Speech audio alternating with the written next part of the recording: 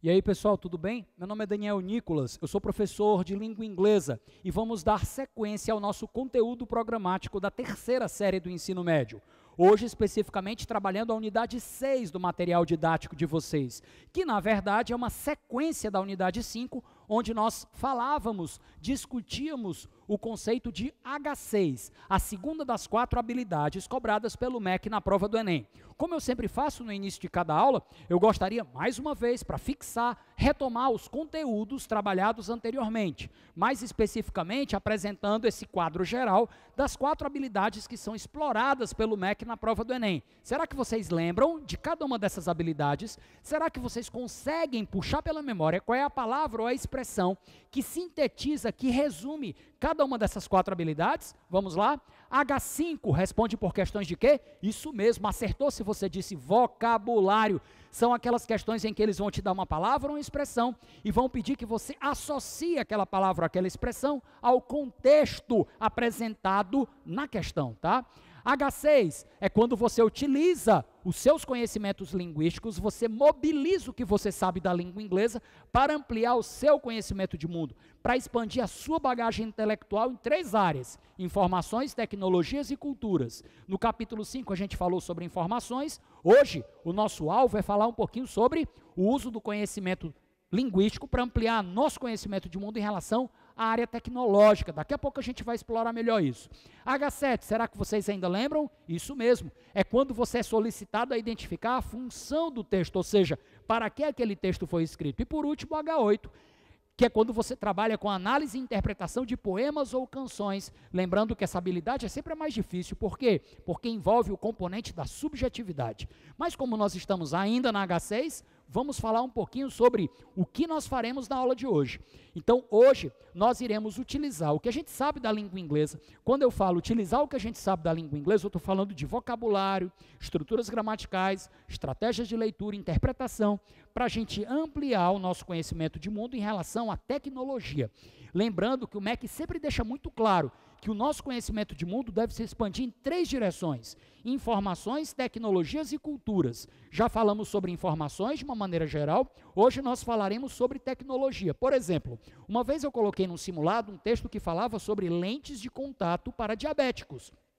Olha que interessante, é um texto que falava sobre um desenvolvimento tecnológico feito pelo Google, isso mesmo, o Google, que a gente usa no dia a dia. Então eles têm um setor de pesquisa e eles desenvolveram lentes de contato para diabéticos. Como funciona essa lente? A lente é uma película muito fininha, inclusive eu uso, quase ninguém nota. Por quê? Porque é muito fininha. E nessa película existe um microchip que consegue coletar a lágrima, calcula a taxa glicêmica e quando a taxa de açúcar no sangue está muito alta, ele acende um LEDzinho dentro da lente para sinalizar ao portador da lente de que ele precisa tomar insulina. Eu pergunto a você, você já conhecia, já tinha ouvido falar sobre essa lente de contato? Não? Então, se eu coloco isso em um simulado, ou se aparece isso numa situação de prova real, concreta, você está ampliando o seu conhecimento de mundo em relação a uma ferramenta, um produto tecnológico. Então, é isso que nós iremos fazer na aula de hoje, tá? Eu trouxe mais uma questão do Enem, certo? Que trata de tecnologia, e eu quero desafiar vocês a descobrir de qual tecnologia ele está falando. Agora há pouco eu falei sobre lentes de contato para diabético, já entreguei logo de cara qual era a temática do texto. Aqui não, vocês é que serão obrigados a descobrir para mim qual é o produto tecnológico abordado por esse texto. Vamos tentar? The death of the PC, a morte do computador pessoal. Até pouco tempo, ainda se chama, mas é mais raro. Até pouco tempo as pessoas chamavam o computador pessoal de PC. Tanto o laptop quanto o desktop a gente chamava de PC, Personal Computer. Então, o título do texto já dá uma antecipada: a morte do computador pessoal, ou seja, qual é a tecnologia que vai provocar a morte definitiva e irreversível do computador pessoal. Vamos tentar descobrir qual é. The days of paying for costly software upgrades are numbered. Os dias, the days of pain. Uma dica de leitura importante. Na língua inglesa, sempre que você tem uma preposição, no caso of, e quer colocar um verbo depois, esse verbo vai receber ing, você vai classificá-lo como gerúndio, mas na hora de traduzir para a língua portuguesa, não esqueça desse bizu. O verbo vai ser traduzido como infinitivo, tudo bem? De tal maneira que eu vou ler da seguinte forma, ó. Os dias de pagar. Pagar por, paying for. Então, notem, em inglês o verbo está no gerúndio, ing no final. Mas, em português, o gerúndio deles é o nosso infinitivo. Eu vou traduzir como os dias de pagar. Os dias de pagar por costly software upgrades. Upgrades, todo mundo sabe. A gente até usa essa palavra como um estrangeirismo. Eu vou fazer um upgrade no meu computador. Mas, na verdade, é uma atualização. É quando você melhora o seu computador, tá? Software, todo mundo sabe que é programa de computador. E costly, olha a armadilha, essa palavra, gente, parece um advérbio. Olha a terminação dela. Nós aprendemos há muito tempo que, em inglês, palavras terminadas com ly são classificadas como o quê? Advérbios, não é verdade? Tanto é que o ly está tradicionalmente associado ao sufixo mente da língua portuguesa, que é um sufixo formador de advérbios. Então, por exemplo, soft, suave, softly, suavemente, calm, calmo, calmly, calmamente. Mas existem palavrinhas que terminam em ly e adivinhem, não são advérbios, são exceções. Tratam-se de adjetivos e você precisa ter cuidado. Eu vou citar alguns exemplos só para refrescar sua memória. Friendly não é amigavelmente, é amigável, não é advérbio, sim adjetivo. Lovely, amável. Deadly, mortal.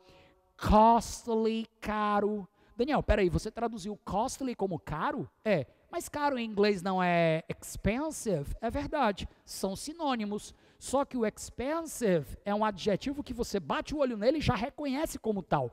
Enquanto costly você tende a confundir como advérbio, mas no campo pertence ao mesmo campo semântico. Seria a diferença de caro e custoso, dispendioso, ok? Então, os dias de pagar por atualizações caras de software estão numbered. Olha que interessante.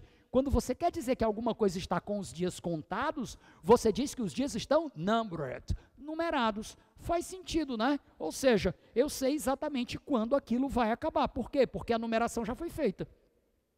The PC will soon be obsolete. O PC, o computador pessoal, will soon be. Will soon be seria o nosso futuro simples, will be soon, é um advérbio que indica temporalidade, em breve, logo. Então, o PC, em breve, logo, estará obsoleto. Obsoleto é uma palavra cognata, a gente já reconhece da língua portuguesa, e é sinônimo de ultrapassado, antiquado, fora de moda. And Business Week reports 7% of Americans are already using the technology that will replace it. E o site, ou a revista Business Week, relata, reports, presente simples, por isso o acréscimo do S na terceira pessoa do singular, relata que 70% dos americanos are already using, já estão usando the technology, a tecnologia that will replace it, que irá substituí-lo, substituir o computador pessoal. Esse pronome it é um pronome pessoal que faz referência ao PC, mencionado anteriormente. Beleza? Posso seguir em frente? Merrill Lynch calls it a $160 billion tsunami. Merrill Lynch é uma consultora de negócios, tá? E essa empresa, Merrill Lynch, essa consultoria, chama essa tecnologia, que a gente ainda não sabe qual é, estamos tentando descobrir do que se trata, chama essa tecnologia de um tsunami. Por que o tsunami? Porque essa analogia é uma onda gigante que vai varrer o mercado, tá? Um tsunami de 160 bilhões de dólares, ou seja, é muito dinheiro envolvido. Computing giants, including IBM, Yahoo, and Amazon, are racing to be the first to cash in on this PC killing revolution. Aí ele cita gigantes da computação, ó, computing giants, gigantes da computação, incluindo 3 empresas ele mencionou, a IBM, que é fabricante de computadores, a Yahoo, que todo mundo conhece, e a Amazon, que começou como comércio eletrônico de livros e hoje praticamente já comercializa qualquer coisa. Os gigantes da computação, incluindo IBM, Yahoo e Amazon, estão correndo, are racing, estão disputando uma corrida, ou seja, estão vendo qual delas vai conseguir chegar primeiro, tá? To be the first, para ser a primeira, to cash in. Cash in significa lucrar, tirar proveito de cash, é dinheiro, tá? É uma forma, digamos, informal de fazer referência ao dinheiro. Então, cash in significa lucrar em cima dessa PC Killing Revolution, dessa revolução que vai assassinar, que vai acabar de uma vez por todas com o computador pessoal. Terminamos o primeiro parágrafo e eu faço uma pergunta. Você sabe de que tecnologia ele está falando? Será que são os smartphones? Não, porque os smartphones estão aí já há muito tempo e o computador não acabou, né? Vamos tentar descobrir ainda qual será essa tecnologia. Yet, two little-known companies have a huge head start. Muito cuidado com essa palavrinha yet. Yet é uma conjunção coordenada adversativa. Ela significa todavia ou contudo. Eu estou fazendo essa observação porque, em geral, quando a gente encontra a palavra yet, a gente associa a ideia de ainda ou já. É verdade. O yet pode sim ser um advérbio, e quando é usado no final de frases negativas ou interrogativas, ele pode apresentar esses sentidos. Ele pode sim apresentar essas acepções, tudo bem? Mas quando ele vem no começo de uma frase, ele funciona como uma partícula que estabelece contraste ou oposição. Eu vou traduzir como todavia, contudo. Todavia, two little-known companies, duas empresas pouco conhecidas, little known, ou seja, não são gigantes da computação, não são empresas das quais você ouviu falar, tá? Have a huge, essas empresas têm huge. Huge é um adjetivo utilizado quando eu quero enfatizar alguma coisa que é very, very big, muito, muito grande. Então, em português eu tenho imenso, gigantesco, enorme, huge. Ele está dizendo que essas duas empresas, essas duas companhias pouco conhecidas, elas têm uma huge head start, ou seja, uma imensa head start. Head start é uma expressão que vem lá da corrida de cavalos, significa dianteira, ou seja, elas têm uma imensa dianteira. Por quê? Porque largaram na frente, ou seja, elas anteviram a revolução que se avizinhava e elas já começaram a investir nela. De tal maneira que quando as outras empresas começaram a pensar em investir, elas já investiam há muito tempo. Por isso essa huge head start, beleza? Get their names in a free report from the Motley Fool called The Two Words Bill Gates Does Not Want You to Hear. Então ele diz, pegue os nomes dessas empresas, obtenha os nomes dessas empresas em um relatório free, gratuito, ou seja, você pode entrar na internet e baixar, de um site chamado The Motley Fool, olha o nome desse relatório, é um PDF, inclusive eu baixei só por curiosidade, para tentar entender melhor essa tecnologia, tá? The two words Bill Gates does not want you to hear.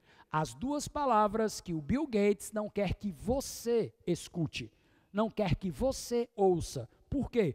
Porque se você ouvir falar dessas duas palavras, daqui a pouco a gente vai ver quais são essas duas palavras, você provavelmente não vai querer mais os produtos do Bill Gates. Entenderam?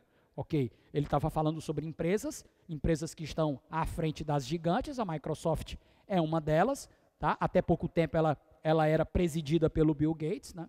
Aí ele diz, click here for instant access to this free report. Aí tinha o linkzinho lá, você clicava para um acesso imediato, instantâneo a esse relatório gratuito. Beleza? Já sabem que tecnologia é essa? Vou dar uma má notícia para vocês. Ela já chegou há muito tempo e ela não acabou com o computador pessoal de jeito nenhum. E muito provavelmente não vai acabar. Quando eu li esse texto, eu confesso que eu fiquei mais ou menos da mesma praia de vocês. Ou seja, eu fiquei, caramba, ele falou, mas ele não disse de que tecnologia ele estava, tá? Qual tecnologia ele estava abordando no texto.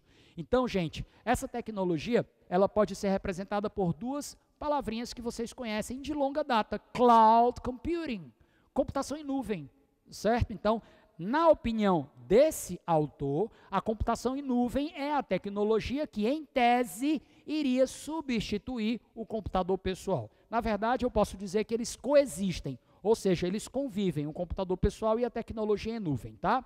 Vamos tentar responder a questão que foi proposta pelo MEC, na época em que essa questão foi lançada, para ver se a gente consegue adivinhar a que essas duas palavras se referem.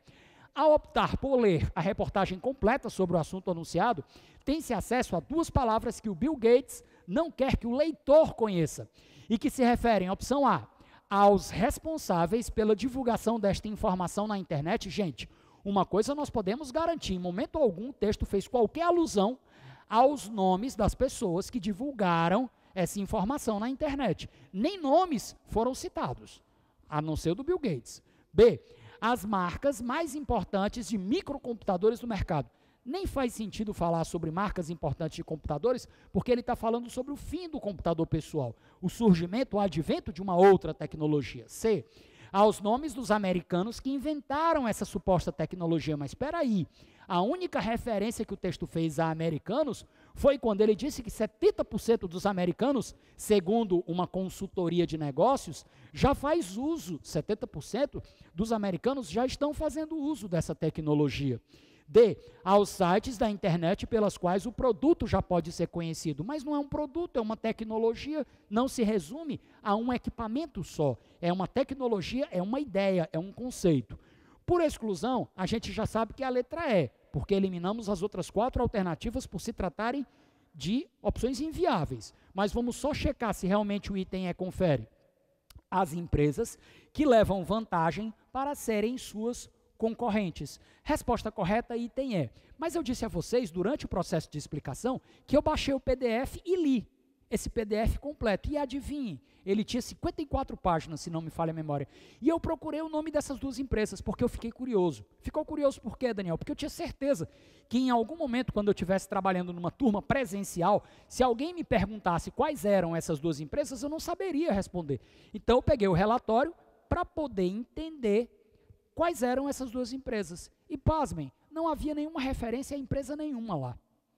E aí eu descobri que, na verdade, essa questão tinha sido mal elaborada, porque as duas palavras às quais o texto se refere, aquelas duas palavras que o Bill Gates não quer que você escute, são as duas palavras que designam essa tecnologia. Cloud, que significa nuvem, e computing, que significa computação. Então, essas são as duas palavras que o Bill Gates não quer que você escute, tá? Como eu só tomei conhecimento dessa informação meses depois da prova do Enem, eu não tinha mais como contestar ou questionar. Resultado, a resposta correta acabou ficando a letra E. Mas que fique bem claro, as duas palavras que o Bill Gates não quer que você escute, pode baixar o relatório que você vai ver que eu estou falando a verdade, é Cloud Computing. Por quê? Porque a computação em nuvem, teoricamente, é o fim da Microsoft. Se eu posso usar softwares diretamente da nuvem, para que eu vou comprar o Microsoft Office, por exemplo, para instalar no meu computador? Entenderam a lógica? Então, a resposta correta, letra E, e a gente finaliza a aula e em breve a gente retoma para encerrar o estudo da H6. Um abraço, pessoal.